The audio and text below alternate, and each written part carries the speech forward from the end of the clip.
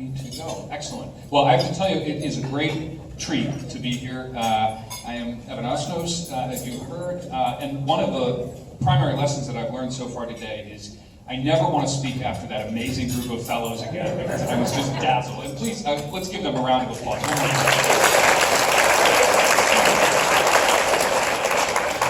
You know, as you heard, our title for this session is citizen leadership in the context of our times, which is an immensely urgent and appropriate issue for us to be thinking about. What you've heard so far are the individual stories of what it means to be in the Segal Program and to benefit from it. And we're going to put it into some context, institutionally, programs. What does it mean in the political moment that we're in?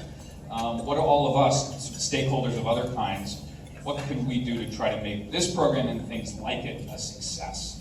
As you heard, and I'm going to introduce in just a second our super awesome panel. It really is best in class, and I'm now adopting that adjective. But before I do, I'm going to take 2 seconds just to explain my connection here today, and the reason why I'm so thrilled and honored to be here is, as you may have heard, there are people in the room who are every connection to the Segal Program. You've got fellows and founders and donors and supporters and friends. Well, I was born into the Segal business. My father, Peter Osnos, who's seated right here, he was Eli's college roommate at Brandeis, which meant, by the way, that I got to grow up hearing some good father stories from Eli. But it also meant that I grew up with a deeply held sense of what would Eli do. And I mean that so emphatically that in our household, when you wanted to talk about who's a North Star of values and citizenship, who really understands about how America is supposed to function, it was Eli Segal. And he was our high school graduation speaker because I and my father leaned on him to be. And the final thing I'll say about Eli is, and this is how it shows you what a wonderful person he was, he came up from Washington in the middle of the Clinton administration to speak in my high school in Connecticut. And it was raining so much that they canceled the graduation speech and gave it in our living room. Just to private point. So I am grateful. Eli, we miss you and we love you. I'm going to introduce very briefly the folks who are seated up here. To my left is Candice Jones. She is a rising star in the foundation world, as many of you know. She is president of the Public Welfare Foundation, which is dedicated to issues around criminal justice, workers' rights, opportunity for people in need. She's also an example of somebody who has done government work, foundation work, and nonprofit work. She was in Chicago most recently doing very hard work on gun violence there. And she's a White House fellow, and was a White House fellow, and we're very glad to have got her back to Washington.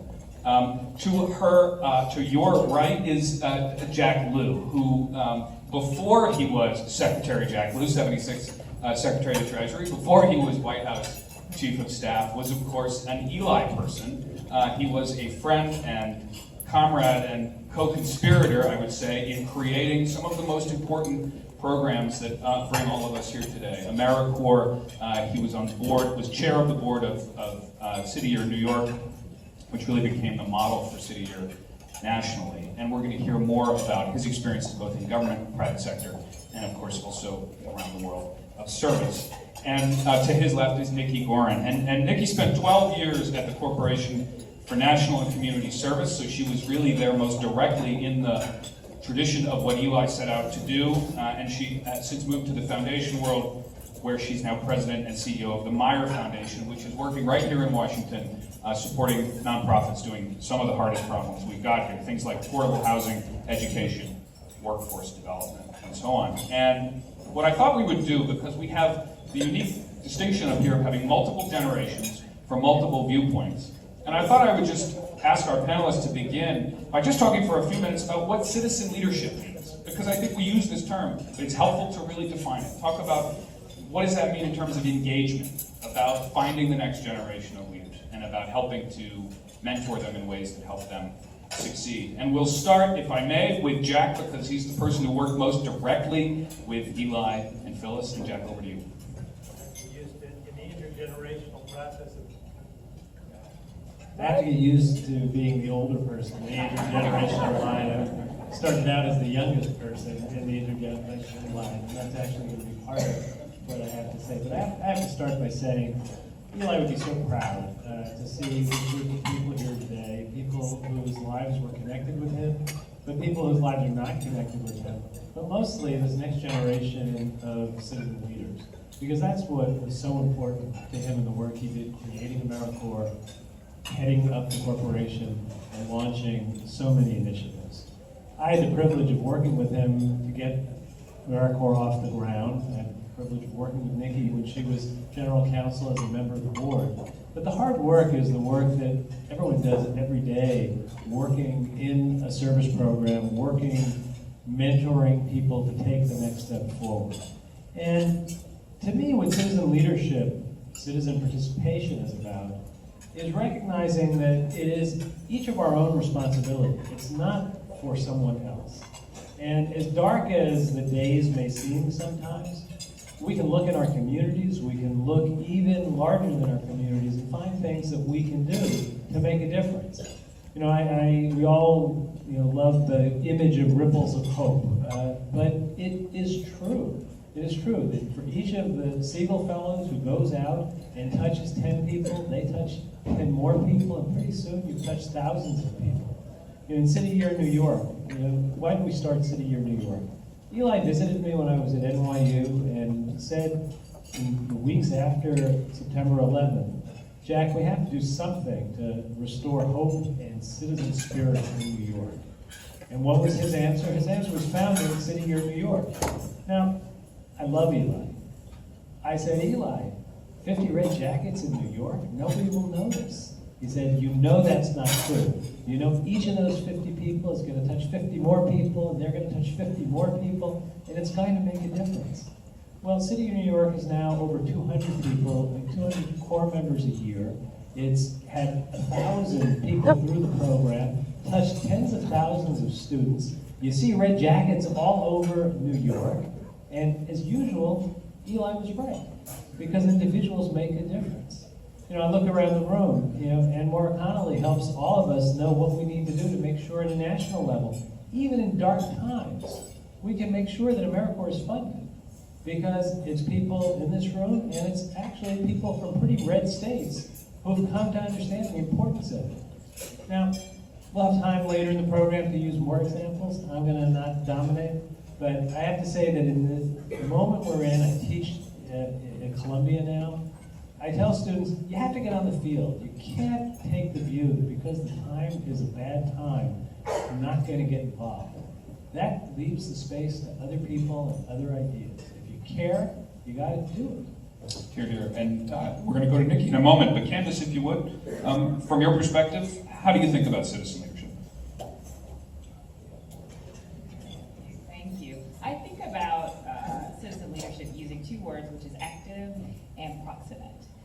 For me, I've had a couple of times in my career after going to law school. I actually went to law school in New York at NYU, and when I was leaving, it's so funny because you get that opportunity where everybody's like, where are you going to go? You go anywhere in the world, and I was like, I'm going home. Right? I'm going back to the community that has invested so much in me, where there's so much need. And I think it's so important right now because there's so many targets you can focus on in the sort of engagement process, when oftentimes the best target is the thing closest to you. You can have the biggest impact on changing the world that is just really immediately surrounding you. And so I think it's so important for young folks, for everyone, to just actively engage in the proximate issues that are surrounding them right now. When I was a White House fellow, similarly, you have that experience. I think it's a fellowship, as I understand, not that dissimilar from this fellowship, and they tell you you can leave there and go anywhere in the world again. And in that example, I left, the Secretary of Education said, do you want to come here? Department of Justice, do you want to come here? I was like, no, I'm going home.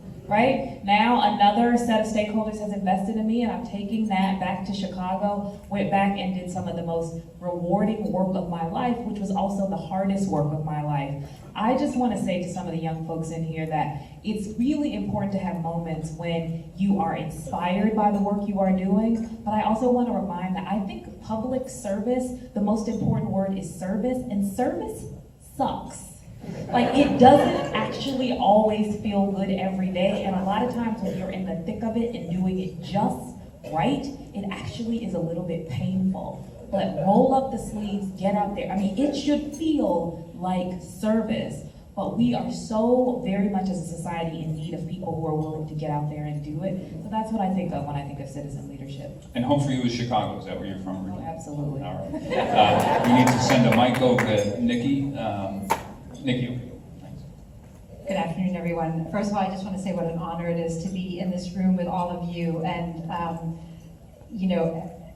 be in the presence of so many citizen leaders. And I agree with Evan, following the Segal Fellows is a tough act to follow. But I agree with everything that's been said. On our pre-call, I shared, and Jack mentioned mentoring people. Jack is just the epitome of the citizen leader ever since I've known him, and I don't think he even realized that when I went to him as I was leaving my position as CEO of the corporation and wondering what am I going to do next, and went to talk to Jack, and he made the time for me despite all of the things that you were dealing with in the State Department at the time, and gave me the most profound advice that actually is why I am where I am today. So, it is taking those moments. Sometimes it's even just a passing comment, or taking the time to meet with anyone in this room, and probably a lot of people not in this room, to give them advice.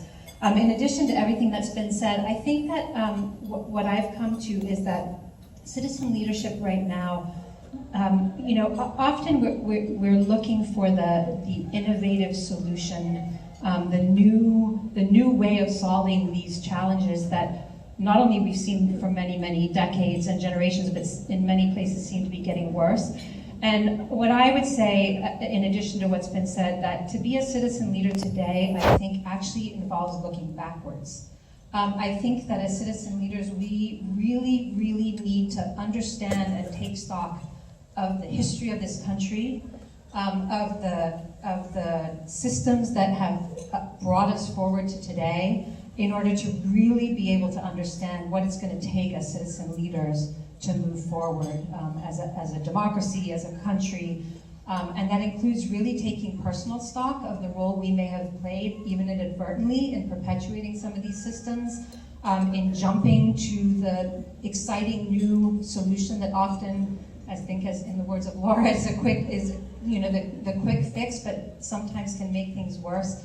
And so really having the humility, which I know so many people in this room have, to kind of know that we don't have all the answers, that often the answers lie in the communities that we are often sent in to serve, and that we need to think about our role as citizen leaders as serving with and listening to, rather than in service to. So that would be right. And Nicky, draw on that a little bit more, if you would, because for people who may not work in this day to day, what is the difference between service with versus service to? Well, it starts with acknowledging that we, as the individuals who are really striving every day to make change, don't necessarily have all the answers. That often the solutions lie in the communities that we're supporting, whose voices are not at the tables where solutions are being devised, and that we need to acknowledge that we all come to whatever, even the most altruistic work, with biases that we may not be aware of, and we need to kind of take the time to learn, listen, and incorporate the voices and build the power of the people who have been disenfranchised in order to get to the solutions that we want to get. It's really moving from a top-down approach to much more of a bottom-up. If I could add something, Evan, in the year that we were writing the AmeriCorps statute and working with Congress to get it enacted, there was a fierce debate in the service movement what the purpose of national service is. Was the purpose to enhance the lives and experience of the person doing service? Was the purpose to make a difference in the community? Was it even an important thing that there be measurable results? To his everlasting credit, Eli did not see a contradiction in any of these. The idea of having the value of service be learning and gaining experience and going on in your own life, of course that's part of it. But why would you ever do that if it wasn't for making a difference in the lives of others? And bringing those things together is what it's all about. One of the things that we hear these days a lot in our constant and in many ways kind of maddening conversation about politics and about the country is that there is no more shared experience, this common sort of bedrock of beliefs that people pass through at a certain point, where we could all have some kind of common experience together. One of the things that sometimes gets invoked, and it's almost sort of dutifully, ritually, people will say, well, we should have more service in America. Everybody nods very gravely. The reality is we do need more service. We do need ways in which people can be involved in their communities, and then also with people who may be on the opposite side of the country, but are, after all, part of this one big national project. Jack, and then I'd be curious, Candice, your thoughts. You know, Jack, if you're trying to get people engaged, if you're trying to get people inspired, who are looking at the news and saying, thank you very much, I'm going to turn this off and do absolutely anything else except be involved in public affairs, how do you get people inspired at a moment like this?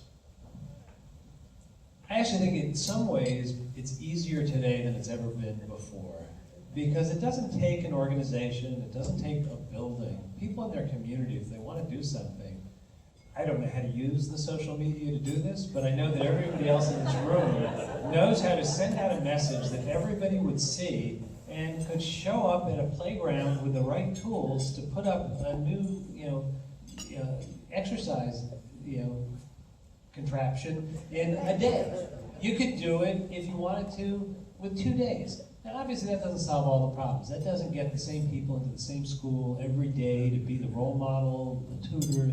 You need a structure, and that's where service organizations come in. I mean, one of the, I think, brilliant pieces of AmeriCorps is tying together the idea that it's about public support, it's about private support, people making contributions, and it's about putting people in situations where they can be for a sustained period of time. But we shouldn't kid ourselves and think that's all it is. People in their communities can do an awful lot. When we look at the national level, and I grew up in the 60s, so it didn't occur to us that we couldn't. I thought my principal could end the war in Vietnam. I recently spoke at my high school, and I remembered that the last time I was in that office was with a petition demanding that my principal end the war in Vietnam. Now, was that very mature? No. But did it reflect the sense that you had to try? You had to do the things you could do, whether it was an environmental issue, a justice issue, an issue like war and peace. Now, obviously, you're not going to change everything. But cumulatively, it shows up in the public spirit. So between what you do in your community and how you affect the national debate, what you can't do is check out. Because if you check out, you're just leaving the space to people who feel strongly enough to fill it. And that can be dangerous. Candice, you want to?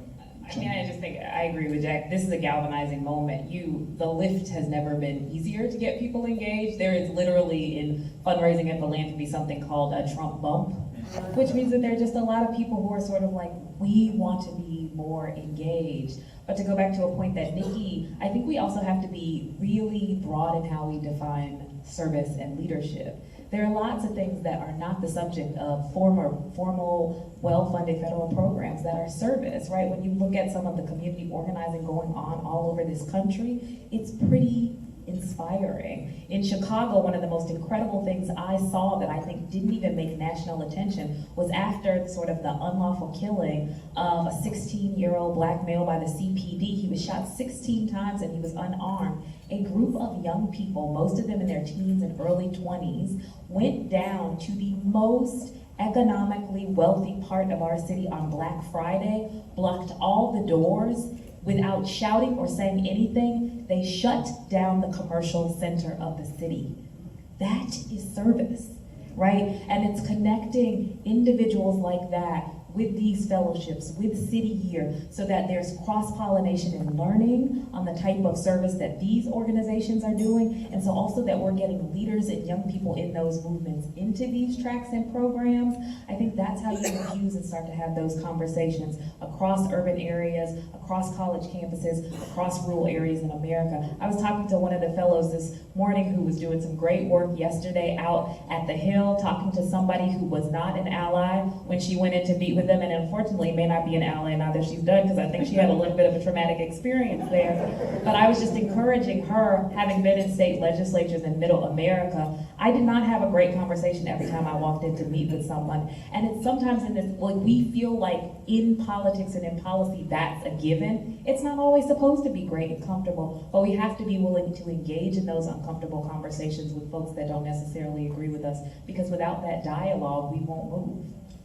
Nikki, this is the news you can use portion of the event here, in which I want to ask for, on behalf of the younger people in the room who say, I kind of want to grow up and be Nicky Goren, or I want to, be Jack Lew, or I want to be Candice Jones.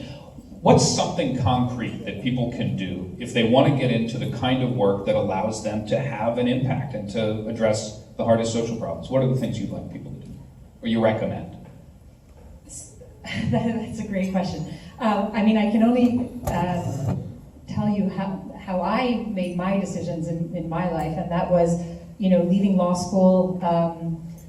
Actually, I should point out for the record that I'm also a Brandeis alum, for the record. And when I was at Brandeis in the 80s, AmeriCorps was, it wasn't around. Vista existed, but it wasn't really talked about. Peace Corps was the thing. I had actually come from abroad to go to Brandeis, so my family wasn't very excited me going abroad again. So that was off the table. But coming out of law school, having concluded after one summer that private practice was not where my heart was, I developed a set of criteria. And for me, it was looking at the opportunities before me as having three things. One, people that I love to work with, intellectually challenging work every day, that I felt like I was constantly growing and learning every day. And third, feeling like I was making a difference in the world, that I was excited to get up in the morning and passionate about what I was doing. I think what that is different for everybody. So I don't think there's a prescription for this, but I think using kind of values-based criteria for how you approach your careers, and some objective criteria.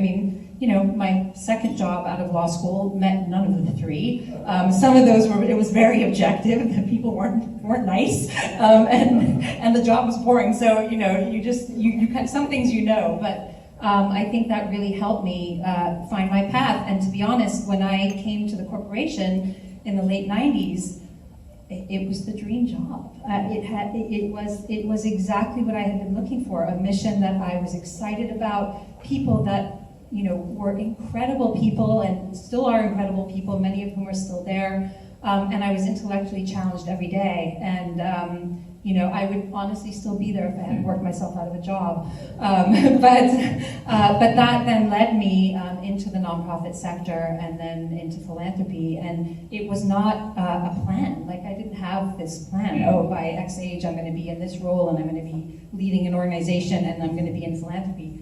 It was just going through doors that open with those values-based criteria as my guide. Well, Jack, along the same lines, we talked earlier about the idea that it is possible, and your career is a testament to this, of going private sector, government, coming out, going back in, that there are ways you can do this. What do you say to somebody who is coming out of school, maybe they're a Segal Fellow, and they're saying, look, do I have to choose here between one or the other? I never chose. I've gone back and forth between a lot of things. We're in a time where sometimes people don't think that that's a good thing to do. I actually think it's a very good thing to do. If you're in public service, if you're in government, it really helps to understand what it feels like to be out in the world dealing with laws and regulations. You're better at your job if you have been on both sides. So my own personal view is to kind of describe going back and forth in a kind of negative way as a revolving door. You lose the benefit of having the cross-training, which makes you so much better at what you do.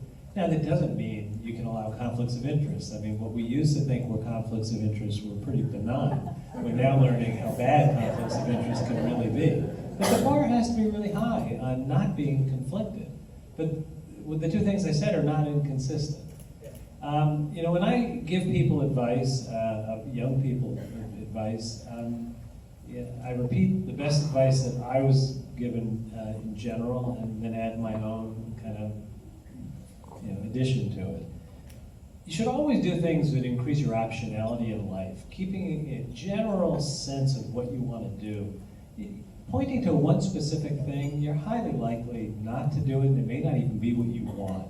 If you keep learning new things, expanding your skills, you're much more likely to go in a direction that's fulfilling, as long as you're driven by core values, and that's where my addition comes in. To me, the things that I think people should look for is, who am I going to work with? When I went to work for Eli Segal, I'd been the policy director to the Speaker of the House. People said, why are you going to be the general counsel to the Office of National Service? I said, it's an interesting project for somebody who seems like a really great person, and the worst thing will be I spend 8 months to a year doing something that has nothing to do with the rest of my career. Well, it didn't turn out so badly for me. I didn't know the Clintons before I worked for Eli Segal. I ended up as OMB director for the last 3 years of the Clinton administration. It wasn't serendipity. I was in the right place because I did something that wasn't in my life plan, but just doing something interesting with somebody that you wanted to spend time working with. If what you're doing isn't interesting to you, it's a problem. But I think it's a mistake to be fixated on level. People say it's easy for you to say. You got the top of the organizations you were in. I started as an intern. I didn't start at the top. I just followed a bunch of different paths. If you work hard, if you do things with good people that are interesting to you, one thing leads to another. And it doesn't work exactly the way you might have predicted. It certainly didn't for me. Candice, if you will, we've just got a last couple of minutes here. What brought you into this work, and what do you wish you knew then that you know now that might have helped to people starting out? So for me, I agree with Jack's point. Like, you can move in and out of different fields. You're more strategic when you're sitting on the other side of the table and you actually have some understanding of what it feels like for the person in the other seat. But one thing for me that I think is particularly important, and I always say to young people, is find something you're passionate about. I was never chasing a job. I'm chasing an issue. I believe I was put on this earth to work on criminal justice reform. I will do it till the day that I die, and it makes me a very simple creature. Like, the whole world is sort of carved up into that box, and whether I'm doing it, running a prison system, whether I'm doing it, trying to do education reform for people in correctional settings while I'm at the Department of Ed, whether I'm doing it in philanthropy, there is a target that I'm pushing, and it's not a title. And that feeds me, so that I can play in these different strategic roles, but actually I am pushing towards one end. And I think for young people, that's important. We trade off too easily passion. You should get up, go to work, and actually care. I do believe you should care about what you're doing. Otherwise, it's there are long days and a long life. You should really be passionate about that. The thing I wish somebody had told me is just to let some of the steam out. I think when you're young, especially nowadays, I don't think it's getting better. Everyone's so driven by something that feels like it's really not motivated towards a passion or an issue. It's like we're just infusing in kids this anxiety about being successful, whatever that means. And you'll get there. It's like you say, what do people, if you're not already me? You are already me. You're just me 10 years ago, 50, I don't know how old you are. But whatever it is, you are already me. When Bria was up here, it's like, oh, she's me. When you're up here talking about and looking at your sweet mom and she cried, it's like, you're me. You're already there, you're just at an earlier stage, and you just have to keep going. Putting the hard work in, giving the effort, showing up and having passion, you'll get there. Just stay in it. Folks, please join me in a round of applause.